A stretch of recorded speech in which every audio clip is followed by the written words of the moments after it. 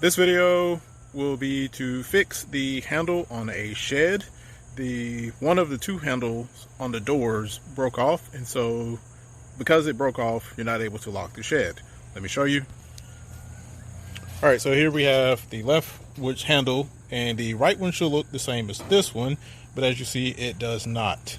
So there's no way to lock this shed at the moment. So what I'm going to do, I bought this gate hardware, and as you see is you attach it on the right hand side here, and then this other piece that's in the middle of my hand goes on the other side of the door, and then you're able to lock it using this. And you can still open it since there is one handle here, so you'll still be able to open it once you unlock it. It's just the other side won't have a handle, and you can still push it, you know, when you stick your hand on the actual door itself and push it. All right, so let me get this attached and show you how it will work. What I am using to secure this to the shed are these metal self-tapping screws. I already had some that were in white, so thus I'm using white screws. You can get screws that match the latch set that you're already using, but like I said, I already had these on hand, so no sense in buying more when I can use what I already have. This set actually comes with wood screws, and you can try to use wood screws on metal, but it's best to actually use metal screws on metal for obvious reasons.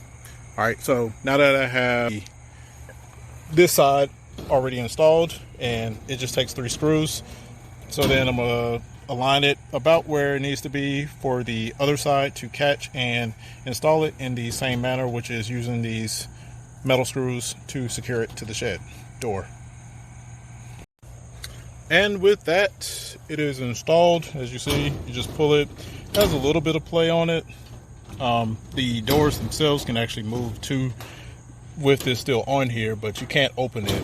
Now, you're probably asking, why did I put this above the handle instead of below? And the reason being, if it's below, it's easier to break because somebody could just step on it, or, you know, the lower the thing is, the more weight you can put on it. Like, somebody could physically step on it if it's lower than maybe 2 to 3 feet from the ground. Whereas if it's above the handle, which right now is actually probably right at 3 feet, if not a little bit above 3 feet, it will be very difficult for somebody to get their foot up that high. Not saying impossible, but they're more difficult than getting it up to 2 feet or maybe 1 foot above the ground.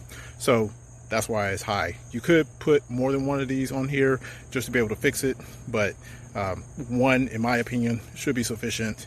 If you need be, you can use like a steel plate to reinforce from the backside of it, and use carriage bolts or something of that's longer and stronger and has a put a nut on the backside to hold it in. Questions or comments, drop those down below. Please give this video a like. Facebook users, please be sure to like the Facebook page, and YouTube watchers, please be sure to subscribe to the channel. Until next time, peace.